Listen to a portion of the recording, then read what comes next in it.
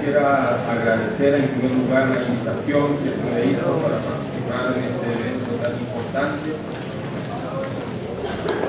Quisiera también expresar mi alegría íntima por estar aquí en medio de tantos colegas que han desarrollado una lucha larga, difícil, compleja por mantener una educación en espacios de conflicto muy complicados. Hay no solo muestras de compromiso, sino también muestras de heroísmo en muchos casos para poder llevar adelante la tarea educativa. Entonces, nuevamente gracias por permitirme estar aquí y poder dirigirme a ustedes.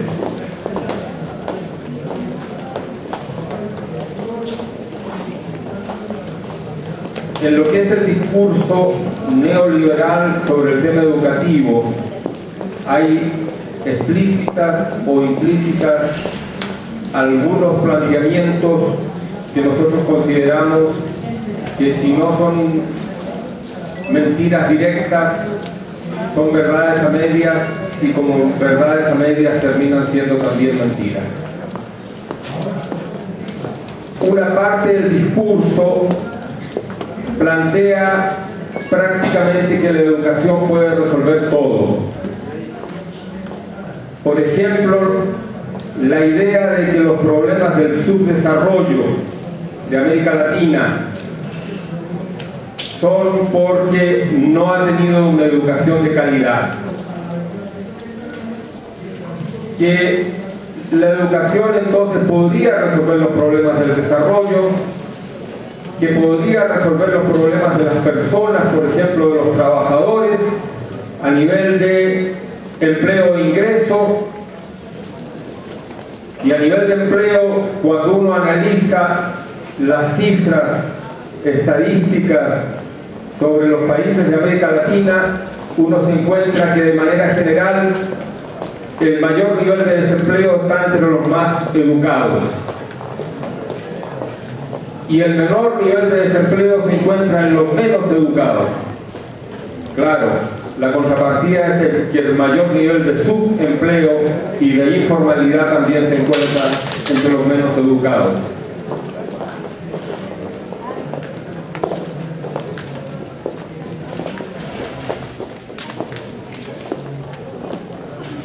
Los trabajos que hoy día se encuentran son trabajos indecentes,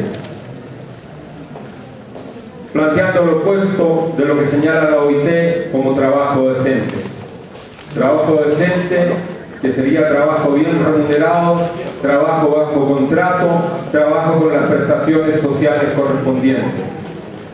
Los trabajos que hoy día se ofrecen a la mayoría de aquellos que están entrando al mercado de trabajo, que caen en el desempleo, son trabajos sin contrato, trabajos sin prestaciones sociales, trabajos mal pagados, y de eso no escapan los licenciados universitarios, los maestros o los doctores. De modo que no es cierto que la educación puede resolver los problemas del mundo. No es cierto que la educación puede resolver los problemas de las personas a nivel de empleo e ingreso. Tampoco es cierto que la educación puede resolver los problemas de la seguridad.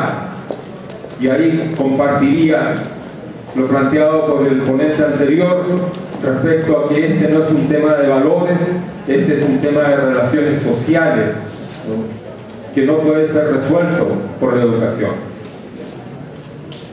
Así, de cada 10 nuevos empleos que se están creando hoy día en América Latina, 6 o 7 pertenecen al sector informal y se encuentran en estas condiciones de empleo indecente. 8 de esos empleos hoy día son en el sector terciario. No porque nuestra industria o nuestra agricultura haya avanzado hacia la autosuficiencia, sino porque muchos de ellos van a dar simplemente al sector comercio, al comercio ambulante, a tareas de autoempleo, con todas las características que esto tiene desde el punto de vista de las condiciones de vida y desde el punto de vista también de la creación de riqueza en nuestros países.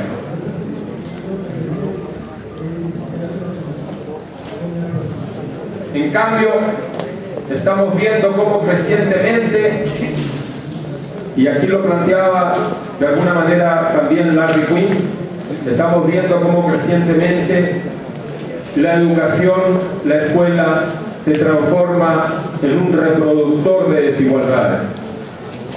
Se nos ofreció la educación en el pasado como un vehículo de movilidad social, y para muchos efectivamente lo fue.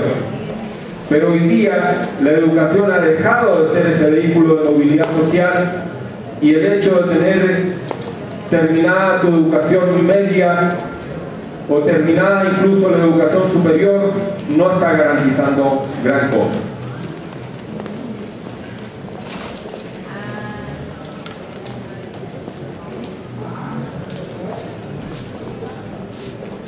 Observamos un fenómeno crecientemente preocupante, y es que la juventud empieza a mostrar, sobre todo aquella que avanza después de la educación secundaria y aquella que está en edad de educación superior, comienza a mostrar un creciente desinterés por la educación. Crecientemente siente que la educación no le va a resolver los problemas. Y esto está planteando, por lo menos en el caso de México, de donde vengo, dos cuestiones que no son menores. Tenemos 7,5 millones de jóvenes entre los 15 y los 24 años que no estudian ni trabajan. Imagino que allí hay un ejército de reserva importante para el narcotráfico mexicano.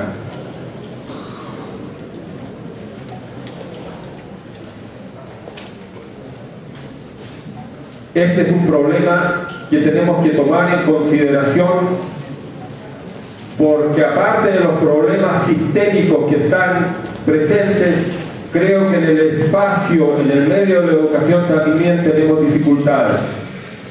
Considero que el modelo de escuela que hoy día está vigente está en buena medida en crisis, que es un modelo que no está respondiendo a las características de los jóvenes y de los niños de hoy.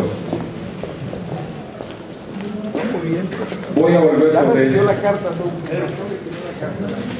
También se dice, continuando con el discurso, que hoy día tenemos una educación de poca calidad y que la responsabilidad sería básicamente de los maestros y de sus organizaciones sindicales, que impiden, dificultan, bloquean los cambios necesarios.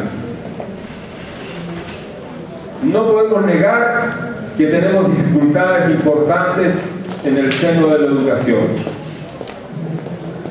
pero las dificultades son responsabilidades del sistema educativo en su conjunto, son responsabilidad de los ministerios y de los organismos del Estado encargados, son responsabilidad de las instituciones formadoras de docentes, son responsabilidad de las condiciones de trabajo en que los educadores se desenvuelven, son responsabilidad de la materia prima con la que trabajamos, una materia prima deteriorada y agraviada, deteriorada por las condiciones de vida, por la pobreza, por la desigualdad, agraviada por la falta de oportunidades, por la falta de utopía, por la criminalización creciente que se hace de los jóvenes.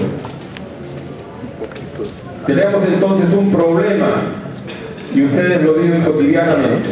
¿Cómo es difícil trabajar hoy día con los jóvenes en el aula?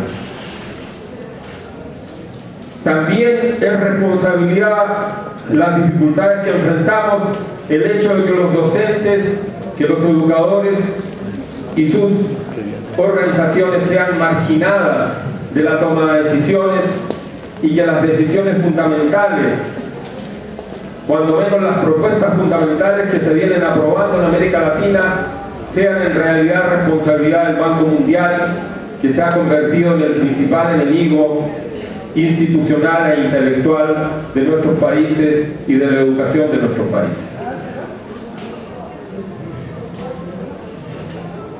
También es falso que la educación para la formación del capital humano, teniendo en cuenta los estándares y a través de las competencias, nos vaya a resolver los problemas, porque eso no es educación.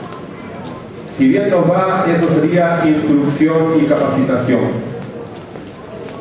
Una educación parcial y parcializada no puede ser de calidad por muy funcional que le sea al sistema. Las reformas educativas que se están llevando adelante en América Latina se han hecho para elevar la productividad y la intensidad del trabajo. Son para la polivalencia y la flexibilidad. Son para la competitividad en la globalización. Son para recuperar y ampliar las ganancias del capital. Son para producir individuos funcionales económica y políticamente al sistema. Vivimos en medio de una profunda crisis. Una crisis que muchos, y yo me sumo a ellos, consideran que es una crisis civilizatoria. No estamos diciendo que el sistema actual se va a acabar hoy o mañana, pero eso no quiere decir que no pueda vivir una crisis civilizatoria.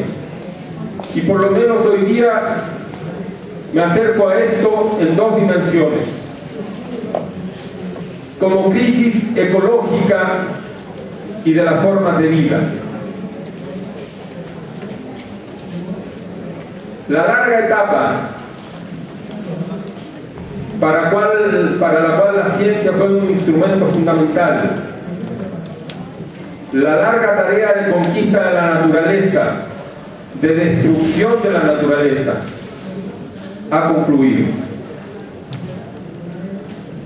La gran responsabilidad hoy día es preservar la naturaleza, hacer una explotación adecuada de ella, de modo que podamos preservar el conjunto de la vida. Y este capitalismo depredador, profundamente depredador de naturaleza y personas que estamos viviendo, nos está conduciendo a un desastre de carácter planetario. Por eso decimos que es una crisis civilizatoria, es una crisis en la forma de producción y en los objetivos de la producción, es una crisis en la forma de consumo y en los alcances del consumismo desenfrenado que estamos enfrentando. Y este no es un planteamiento de tipo moral, esta es una realidad objetiva que hoy día se vive. Pero también hay otra crisis que me preocupa profundamente, que es la crisis de sentido. Particularmente la juventud vive hoy día una crisis de sentido, no sabe para qué está en este mundo. Lo único que le dice el sistema es que está aquí para consumir y que consumiendo va a ser feliz.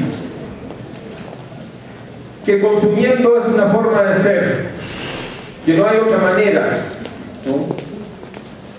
El trabajo, que ha sido el centro de la vida de la humanidad, queda de lado. Es más, contingentes crecientes de la población comienzan a ser excluidos realmente de un trabajo productivo y satisfactorio, para pasar a engrosar las filas de los marginales, de los excluidos de la sociedad.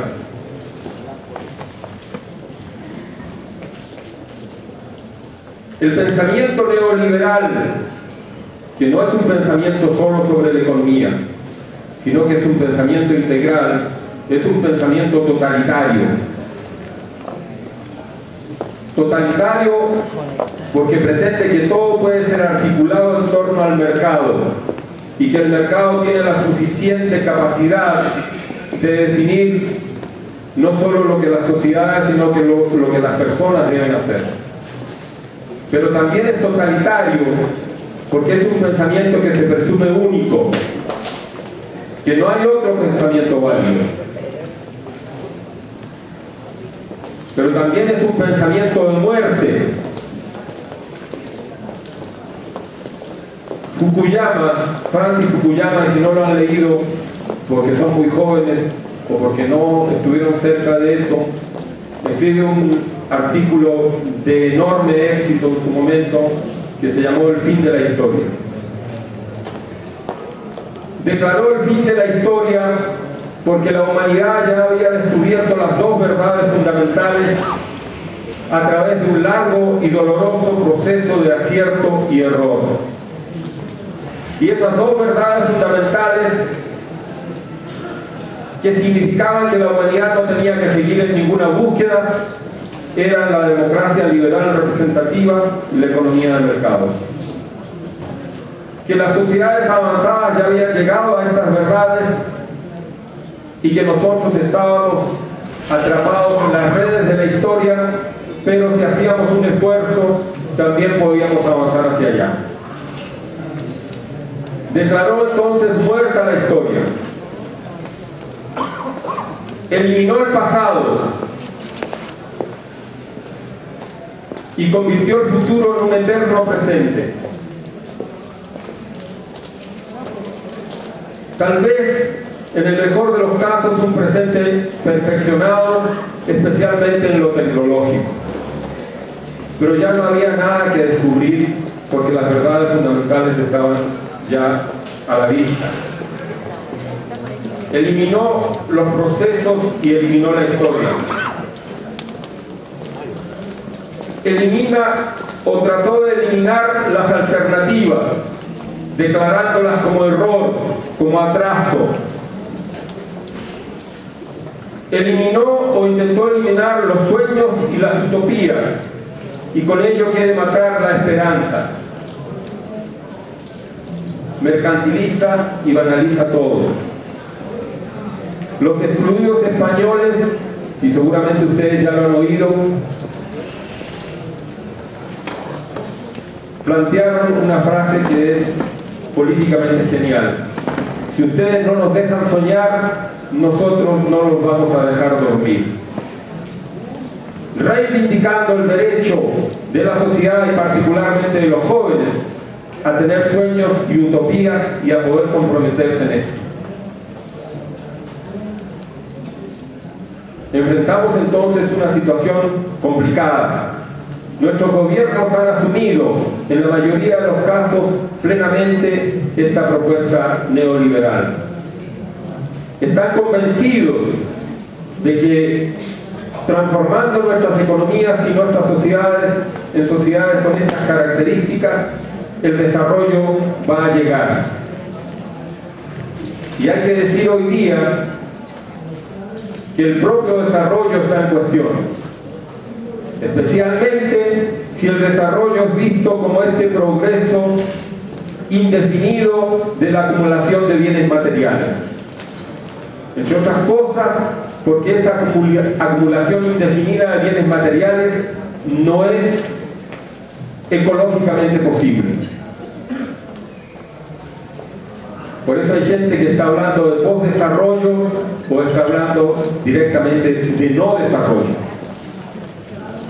Y en ese sentido, ¿cuál es el papel de la ciencia? Y sin intento de polemizar, pero sin poder dejar de pasar de largo algunas de las cuestiones que aquí se han planteado, no estoy seguro de que estando nosotros en la punta del desarrollo científico, solo por eso lograríamos resolver nuestros problemas. Porque así como uno puede preguntar educación para qué, educadores para qué, uno también puede preguntar ciencia para qué. Y estas son preguntas políticas, nos guste o no nos guste. Frente a eso no hay alternativa, no hay una neutralidad de la ciencia, una neutralidad de la educación, ni una neutralidad del educador. Otra cosa es que se convierta en un lavador de cerebro, en un concientizador ramplón. Evidentemente, estas problemáticas económicas, sociales, políticas, ambientales, espirituales que hoy día estamos viviendo, reclaman con urgencia la necesidad, por lo menos en lo que a nosotros nos compete como parte de la educación y como educadores, reclaman con urgencia de pedagogías críticas. Y cuando hablamos de crítica, no siempre queremos decir oposición al sistema. Estamos hablando de reflexión, de pensamiento creativo, de capacidad de pensar e investigar. No siempre esto supone de partida una orientación política específica. Ese es un descubrimiento que cada persona en la sociedad tiene que hacer. Pero yo quisiera reivindicar hoy día las palabras de Pablo Freire sobre el tema. La educación no cambia el mundo. La educación cambia personas. Las personas cambian el mundo. Y yo agregaría, sí, las personas, pero de forma colectiva y organizada. Una educación crítica es una educación integral que forma personas, que forma sujetos. No solo científicos, no solo artistas o literatos, forma sujetos. Quiere decir personas con capacidad de tomar decisiones sobre su vida y de participar en la toma de decisiones de la sociedad de una manera informada y con capacidad de discernir lo que es conveniente y lo que no. Cuando hablamos de pedagogía crítica, entonces nos estamos refiriendo a la necesidad de procesos de formación con estas características. Y lo único prácticamente que se demanda es que sean pedagogías activas. Que sean pedagogías que no establezcan relaciones de poder entre los que educan y los que son educados, porque al final, como Freire decía, en el proceso educativo todos aprendemos y todos enseñamos. Tampoco esto es para que asumamos un constructivismo individualista ilimitado. Tampoco es para plantear que el educador es solamente un facilitador. Pero hace mucho tiempo que superamos los educadores la idea que la educación es solamente un proceso de transmisión de conocimientos, por muy avanzados que estos conocimientos sean. El proceso educativo es un proceso de construcción y reconstrucción de conocimientos en el aula y fuera de ella. Si no se desarrolla este proceso de construcción y reconstrucción de conocimientos, no hay auténtica apropiación. Y no hay tampoco el desarrollo de la capacidad de aprender. Si no hacemos esto, las personas tienen que estar regresando permanentemente al aula, cualquiera sea el nivel que esa aula tenga. Si nosotros preparamos a las personas para aprender, entonces las personas pueden aprender por sí mismas también. Este que es uno de los 4 principios, ¿verdad?, que en algún momento se plantearon, si mal no recuerdo, por morir, ¿no? Aprender a hacer, aprender a estar, aprender a aprender, etc. Yo creo que esta sí es una verdad importante y que la pedagogía crítica tiene que asumirla. Entonces el tema no es un tema de adoctrinamiento, sino es un tema de preparación, de desarrollo para poder ejercer poder sobre nuestra propia vida y para poder discernir aquello que más conviene a nuestras personas y a la sociedad. Esa es la tarea, a mi entender, de la pedagogía crítica. Y para eso el educador, en mi concepto, requiere 3 cuestiones básicas. una formación pedagógica sólida, porque esa es además su especificidad. Si alguna especificidad profesional tenemos es esta capacidad de ser educadores, y si no desarrollamos eso, entonces no tenemos especificidad.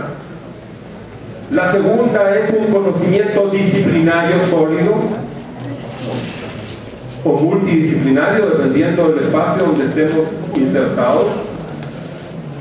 Y la tercera, una formación ética sólida. Que esto no es la formación en valores. Es que tenemos que ser éticos en nuestro trabajo, en la relación con los estudiantes, con los padres de familia, con la sociedad y en la relación con nosotros mismos. No nos podemos contar a nosotros mismos cuentos ni al resto. Y lo queramos o no, el educador sigue educando también de manera testimonial. Ni siquiera las tecnologías de la información, ¿verdad?, han logrado eliminar estas circunstancias, y no creo que la van a eliminar a menos que los educadores sean sacados del escenario definitivamente. Pecando de dinosaurio, diría que tengo una profunda desconfianza todavía de las tecnologías de la educación. Sigo creyendo que la relación personal es una relación importante en el proceso educativo. Que la educación a distancia puede ayudar, pero no puede reemplazar el proceso de socialización en el aprendizaje, en el intercambio de experiencias, de emociones, de sentimientos, de afectividad, etc. Tengo desconfianza en tecnologías que cambian el mundo real por un mundo virtual. Y esta me parece que es una amenaza muy importante que no fue suficientemente destacada aquí. Si vamos a usar las tecnologías de la comunicación para los procesos educativos, tendremos que cuidar también que el proceso de articulación con el mundo sea un proceso de articulación real, al tiempo que puede ser un proceso de articulación virtual. Y creo que es ahí donde la actual escuela está fallando. Es una escuela demasiado centrada en el aula, demasiado discursiva. Tiene que ser una escuela que se articule mucho más con el medio, con la realidad que tiene por delante. Y para enriquecer y para defenderse de esta realidad virtual e instantánea creada por el mundo comunicacional, también es muy importante que la gente no solo vea las vacas en el internet, sino que las vea en el campo. Bien, para poner un ejemplo un poco tonto. Porque nos dicen además que vamos a poder oler, tocar y no sé cuántas cosas más, y seguramente, ¿no? Pero eso no va a reemplazar la realidad. A lo mejor hasta inventarán que se puede hacer el amor por internet. Bueno, ya les digo que soy un poco dinosaurio, no sabía. Lo sigo haciendo a la manera antigua.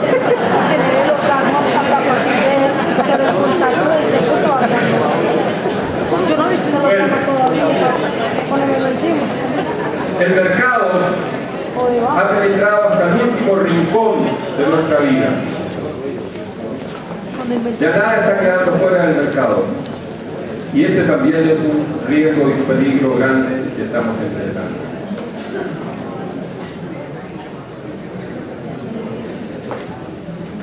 Esta educación crítica, que necesariamente requiere de pedagogías críticas, tiene que abrir horizontes y esperanzas, tiene que posibilitar que la gente sueñe, tiene que ayudar a este proceso,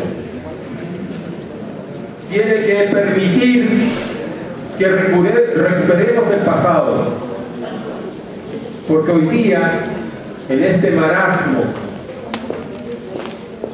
en que alguien en África decía: todos los hombres blancos tienen reloj, pero ningún hombre blanco tiene tiempo. Están demasiado ocupados a saber que la mayoría en sobrevivir. Y bueno, y de paso digo que dormir la siesta no es malo, ya los científicos, ya que tanto se ha enamorado aquí la ciencia, lo están diciendo. 10 a 15 minutos, si es posible 2 veces al día, permiten trabajar más y más productivamente. Bueno, entonces, recuperar el pasado, porque hay que fortalecer las identidades. Según dicen que esta posmodernidad en la que dicen que vivimos, eliminó la historia universal, eliminó los discursos generales y transformó la historia en discursos particulares. Si esto fuera cierto, que a mi entender no lo es, en el comportamiento neoliberal hay una tendencia profunda hacia la homogenización, porque hay un imperialismo educativo y cultural que está entrando por todos los poros y que está presente en el interior de nuestras casas y de nuestras vidas, aun cuando no nos demos cuenta. De modo que no es cierto que esta etapa es una etapa que permite que afloren todas las particularidades y todas las identidades. Sí, pero lo hegemónico, lo dominante es la tendencia a la homogenización. Llegará un momento en que todos, si no pagamos esto, comeremos lo mismo, veremos los mismos programas de televisión, leeremos las mismas noticias, etc. En épocas como esta, en épocas de crisis como esta, la afirmación de las identidades es crucial, porque es donde uno se apoya para luchar. Si uno no sabe lo que es, no sabe para dónde va. Por eso, la lucha de los pueblos indígenas por reafirmar su identidad o sus identidades no es fundamentalismo, como acusan algunos de los intelectuales liberales e incluso algunos intelectuales de izquierda. Es una estricta necesidad de sobrevivencia y renacimiento, y es parte de la riqueza que tenemos que defender nosotros hoy día. Es muy importante que nosotros le demos espacio en la escuela y en la universidad a otros saberes, no solo al saber occidental. No es el problema de la educación, no es solo un tema de estar en la punta del último conocimiento científico, sino de recuperar el conjunto de los saberes y las sabidurías de que disponemos hoy día. Porque con ese conjunto nosotros podremos dar vida a una nueva forma de vivir y de mirar el mundo y de soñar. Tampoco se trata de idealizar lo originario. Así como la masa no siempre tiene razón, tampoco el pueblo originario siempre tiene razón. Pero tenemos que oír, tenemos que escuchar. Esta es una cuestión fundamental. Por ejemplo, nuestras universidades están permeadas por el pensamiento occidental. Son eurocéntricas, dicen. No, también son estadounidenses céntricas. Hay un hecho que está ocurriendo y que es muy difícil de parar, y no sé, yo creo que no tendremos cómo lograrlo. El inglés se está imponiendo como idioma universal. Este es un hecho. Se trató de inventar el esperanto, ¿verdad?, en su momento como un idioma nuevo y neutral. No funcionó. El inglés se impone como idioma universal, no por casualidad. Habría que preguntarse por qué no es el francés, el alemán, o el chino, o el mandarín. ¿Es el inglés? Bueno, porque responde a los 2 siglos o 3 siglos de imperialismo inglés y norteamericano. Responde al hecho que ellos han dominado la ciencia y han desarrollado la producción en sus más diferentes vertientes. No es casual. no es porque sea más fácil, más funcional, más elegante, etc. Es por un predominio cultural que no es más que la expresión de un predominio más amplio en el campo de la economía y en otros campos también.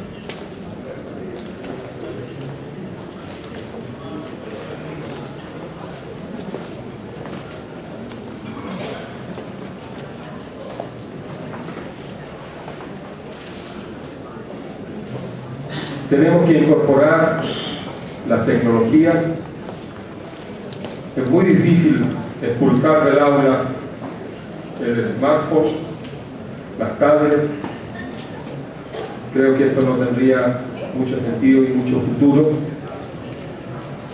pero desarrollar una pedagogía que sea capaz de transformar esto en instrumentos del proceso y no en reemplazo del proceso educativo.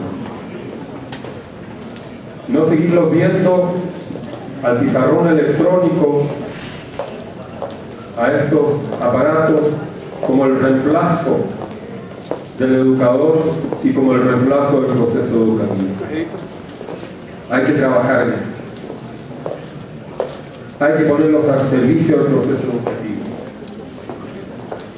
En la universidad el tema incluso se ha vuelto un poco complejo. Hay mucho corte y confección. Copian, pasan. Muchas veces cuando lees no sabes a qué autor estás leyendo, aunque el trabajo te lo haya entregado a un estudiante. A veces se defienden diciendo que no saben citar, pero la verdad es que si no tomamos en serio este tema del uso de los medios del Internet, si no lo articulamos en el desarrollo de una pedagogía que los contemple, vamos a tener un fenómeno más de transmisión de ideología, ¿no?, a través del Internet, que va a acrecentar el proceso de sojuzgamiento que nuestros pueblos viven. Allí hay de todo, bueno y malo, verdadero y falso. ¿Cómo discernir? Nosotros tenemos que trabajar en la formación teórica de los estudiantes para que puedan trabajar esa información, porque es un vendaval de información, como el vendaval de información que penetra en nuestras casas por la televisión, que normalmente termina desinformando. ¿Cómo hacemos para que ese instrumento poderoso, en ciertos aspectos maravillosos, que es la red, que es el Internet? Hace mucho tiempo que no voy a la biblioteca, hace tiempo que no compro libros, porque el Internet proporciona suficientes elementos de información como para que uno pueda desarrollar su trabajo. Por ahí, algún texto muy especial, ¿no?, alguna biblioteca que tiene casi lo que hoy día se considera antigüedad, ¿verdad?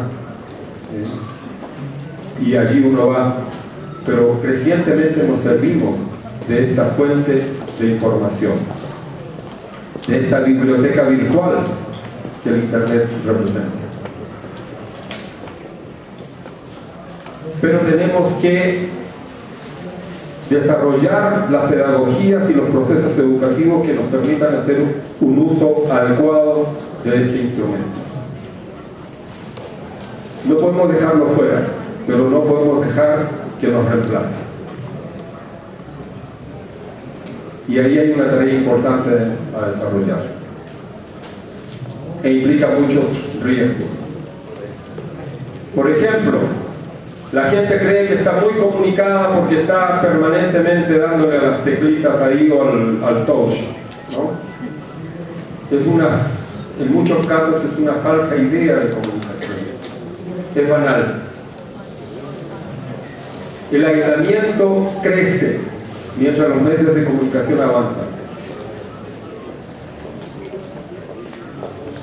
Por eso digo que tenemos que darle su justa dimensión. pero para poder darle su justa dimensión, las personas tienen que entender cuál es su justa dimensión.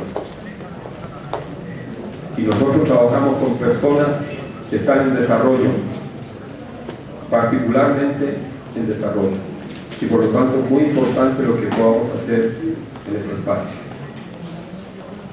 Darle un uso eficaz para los objetivos que perseguimos. Uno puede preguntarse, bueno, ¿y una pedagogía crítica qué es? ¿Cómo se hace eso? Pues yo no tengo una receta de cómo se hace eso. Yo solo tengo algunos, como señalé, algunos principios, como la pedagogía activa, como la relación de respeto entre los que participan del proceso, la relación de reconocimiento de la especificidad de cada uno, la no relación de poder, el abandono definitivo de la idea de transmisión y su reemplazo por la idea de construcción de conocimiento, y no por eso de constructivismo. Por lo menos no en la versión individualista. También hay versiones del constructivismo que pueden ser rescatadas, como las que vienen de Vygotsky, por ejemplo, que se asientan en ese pensamiento. Incluso yo, de manera atrevida, diría que Paulo Freire es un constructivista sociocultural, porque construye a partir de las preguntas generadoras conocimiento, se desarrollan procesos de conciencia, que no de concientización, etc. De modo que también no hay que demonizar todo. Como no podemos demonizar las tecnologías, tampoco podemos demonizar a todas las corrientes pedagógicas. Pero creo que hay una tarea importante que desarrollar. No estoy aquí para dar cátedra, ustedes son los expertos en el aula, ustedes tienen que reflexionar sobre su experiencia, ustedes tienen que intercambiar, construir. Para eso se plantea el movimiento pedagógico como un instrumento para avanzar en esa dirección. Cuando hayamos hecho procesos, tendremos respuestas colectivas, surgidas de este intercambio. Por ahora, solamente creo que hay que demandar con urgencia y con intensidad la necesidad de las pedagogías críticas, para que esas pedagogías críticas nos ayuden en los procesos de transformación. Y volvería a insistir, la educación es un tema político, el educador es un político, aunque no sea necesariamente un miembro de un partido o de un movimiento, y si no lo sabe, peor para él, porque igual lo está haciendo. Si no tiene conciencia, estará transmitiendo quizás qué, ¿verdad?